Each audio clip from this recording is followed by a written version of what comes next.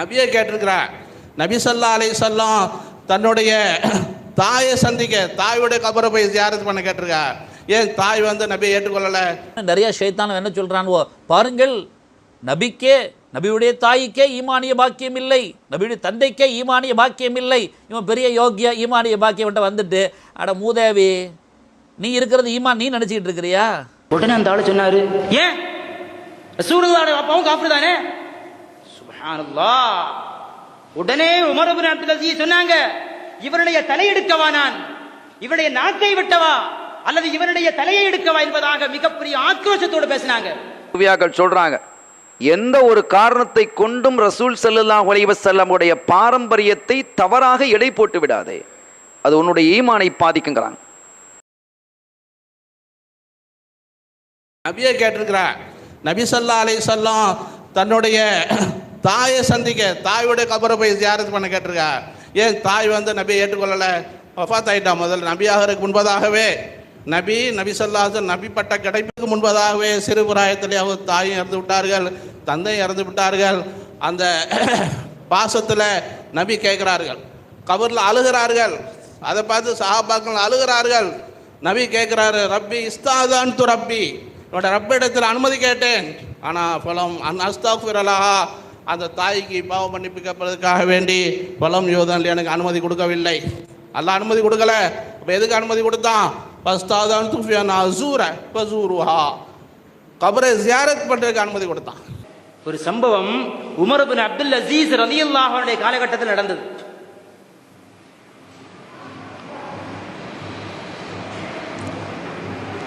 அப்போ ஒரு அரசாங்க உத்தியோகம். அப்போ அரசாங்க உத்தியோகத்தில் ஒரு ஆள் நியமிக்கப்படுகிறார். அவருடைய வாப்பா காஃபிர். யாருடைய காலகட்டத்தில் நடந்தது? உமர் இப்னு அப்துல் அஸீஸ், இரண்டாம் உமர் என்று சொல்லக்கூடிய மிகப்பெரிய தாபிஈ, மிகப்பெரிய இறைநேசர், அவங்களுடைய தர்பாரில் நடக்குது. அப்போ ஒரு ஆள் சொன்னாரு, இப்ப இவருடைய வாப்பா காஃபிராக இருக்கிறாரே, இப்ப இவரை நம்ம வைக்கணுமா வேண்டாமா, இப்படி ஒரு சர்ச்சை வந்தது. உடனே அந்த ஆளு சொன்னாரு, ஏன் ரசூலுல்லாஹி வாப்பாவும் காஃபிர் தானே? சுப்ஹானல்லாஹ். உடனே உமர் இப்னு அப்துல் அஸீஸ் சொன்னாங்க, இவருடைய தலையெடுக்கவா நான், இவருடைய நாக்கை வெட்டவா அல்லது இவருடைய தலையை எடுக்கவா என்பதாக மிகப்பெரிய ஆக்ரோஷத்தோடு பேசினாங்க. யாரை பார்த்து நீ சொல்கிறாய்? நபிகள் நாயகத்துடைய தாயையும் தந்தையையும் பற்றி சொல்ல நமக்கு உரிமை கிடையாது. நபிகள் நாயகம் என்ற அந்த நூரை சுமந்த தாய், அந்த நூரை சுமந்த தந்தை எப்படி நரகத்துக்கு போக முடியும்? இது ஒரு புத்திக்கு கூட நம்மளால சிந்திக்க முடியலங்க. சரி, இது ரசூலுல்லாஹ்வுடைய இஸ்லாமிய பிரச்சாரத்திற்கு முன்னாடி நடந்த சம்பவம் தானே, இதை இப்ப எதுக்கு அவங்க பேசணும்? இது பேச வேண்டிய அவசியம் உள்ள காரியமா?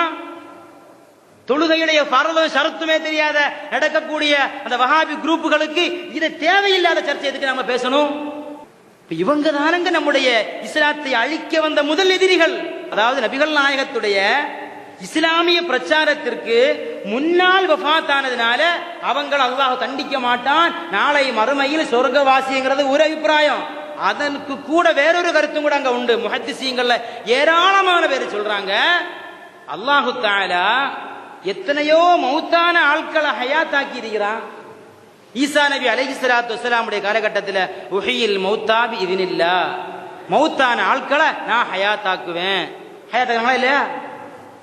இதே போன்று நபிகள் நாயகம் முஹம்மது ரசூலுல்லாஹி அவர்களுடைய தாயையும் தந்தையையும் அல்லாஹ் ஹயாத்தாக்கி அவர்கள் இரண்டு பேரும் சய்யிதுனா ரசூலுல்லாஹி அவர்களை கொண்டு ஈமான் கொண்ட முஸ்லிம்கள் என்று சொல்லக்கூடிய அறிவிக்கக்கூடிய ஹதீஸும் ஏராளமான இமாம்கள் தங்களுடைய கிதாபில் எழுதுறாங்க. அவர்கள் லமஸுல் அன் குல் மின் அஸ்லாபி தாஹிரீன இலா ரஹாமி தாஹிராத், பரிசுத்தமான முதுகந்தண்டுகளில் இருந்து பரிசுத்தமான கருவறைக்குள்ளால் நான் மாறி மாறி வந்தேன், எங்கும் பரிசுத்தம் குறைவான எதுவும் கிடையாதுங்கிறாங்க. அவங்களுடைய ஹவ்வா அலைஹிஸ்ஸலாம் முதல் கொண்டு ஆமினா நாயகி ரலியல்லாஹு தஆலா அன்ஹா வரைக்கும் அப்படி இருந்திருக்கு. இந்த மாதிரி ஒரு நிகழ்வை நாம் என்ன செய்யணும், ஹதீதுகளில் பார்க்க முடிகிறது. ஸல்லல்லாஹு அலைஹி வஸல்லம் தெளிவாங்கிறாங்க, இது சரியான ஹதீஸ். இது போன்ற ஹதீதுகள் புகாரியிலும் இடம்பெற்றிருக்கிறது, முஸ்லிமிலும் இடம்பெற்றிருக்கிறது, பல கிரந்தங்களிலும் இது போன்ற ஹதீதுகளை நாம் பார்க்க முடிகிறது. ஸல்லல்லாஹு அலைஹி வஸல்லம் முத்தவாத்திரான ஹதீதுகள். இந்த மாதிரி ஹதீதுகள்லாம் முத்தவாத்திர் என்று சொன்னா சில ஹதீதுகள் இருக்கும், அது ஒரு சில பேர் தான் அதை அறிவிச்சிருப்பாங்க, பல பேர் அறிவிக்கிறாங்கன்னு வைங்க, அது முத்தவாத்திர். தன்னுடைய பெற்றோர்களை பற்றி அவர்கள் சர்டிஃபை பண்றாங்க, என்னுடைய பெற்றோர்கள் எவ்வளவு பரிசுத்தவான்கள், எவ்வளவு தூய்மையானவர்கள், எவ்வளவு மேன்மையானவர்கள். லம் யல்தகி, என்னுடைய பெற்றோர் அபவாய, என்னுடைய உம்மா வாப்பா ரெண்டு பேரையும் குறிப்பிடுறாங்க. அலா சிஃபாயின் கத், என்றும் தவறாக அவங்க வரல. லம் யுஸ்லில்லாஹு யன்குலுனி மினல் அஸ்லாபில் ஹசீபா இலல் அர்ஹாமி தாஹிரா சிஃபத்தி மஹ்தியுன். ரொம்ப அழகா சொல்றாங்க, என்னுடைய பெற்றோர் முழுமையான வழியும் பரிசுத்தமும் தூய்மையும் தான் இருந்திருக்கிறது, எங்கேயும் தவறுகள் நடக்கவில்லை, நஜிசுகள் வரவில்லை, அசுத்தம் வரவில்லை.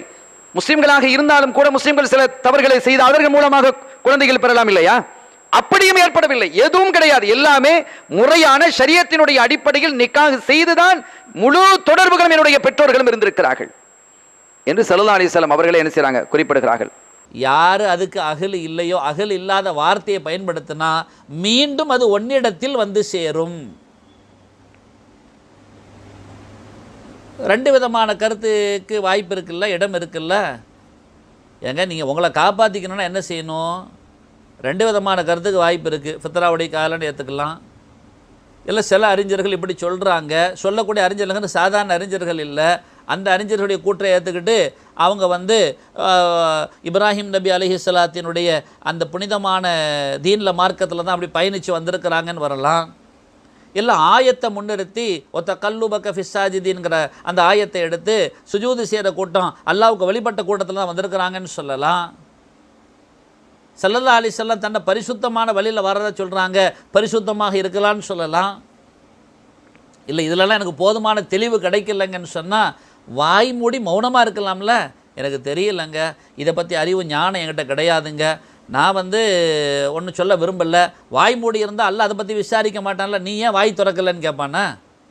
ஏன்னா நபியுடைய தாயை கொண்டு முஷ்ரிக்காகவும் நீ நரகவாதியாகவும் ஆக்கிறதுனால உனக்கு என்ன கிடைச்சிட போகுது? இதை நீ மக்கள்கிட்ட போய் சொல்லி அந்த மக்கள் இதை ஈமான் கொண்டு ஆகணுங்கிறது என்ன கட்டாயமா? இல்லை ஹதீஸு நான் சொல்லி அவங்க மனசில் ஈமான ஊட்டணுங்கிறது கட்டாயமா? சொல்லிட்டு போ, நல்லா சொல்லு. நல்லெண்ணெய் வச்சு சொன்னேன்னா ஈடேற்றம் பெற வாய்ப்பு இருக்குது. இல்லை நான் இப்படி தான் சொல்லி திரிவேன்னு சொன்னால் சொல்லி திரி, நாளைக்கு மறுமையில் அல்லாஹ் உனக்கு அந்த முடிவை தருவான். இந்த உலகத்திலே சாகும்போது உன்னை முஷ்ரிக்கா சாகடிப்பான். ஏன்னா நீ முஷ்ரிக்குன்னு தானே சொல்லிகிட்டு இருந்த, உன் வாயிலேருந்தே சொல்லி தொலைன்னு வச்சு அல்லாஹ் ஸ்டேட்மெண்ட்டை வாங்கி உன்னை சாவடிப்பான். நாளைக்கு மறுமையில் உனக்கு கடும் வேதனையை தருவான். அல்லாஹ்வுடைய சாபம் இந்த உலகத்திலே நாளைக்கு மறுமையிலையும் இருக்கும். வாங்கி தொலைகிறதுன்னு முடிவு பண்ணிவிட்டு அதுக்கு யார் தடுக்க முடியும்?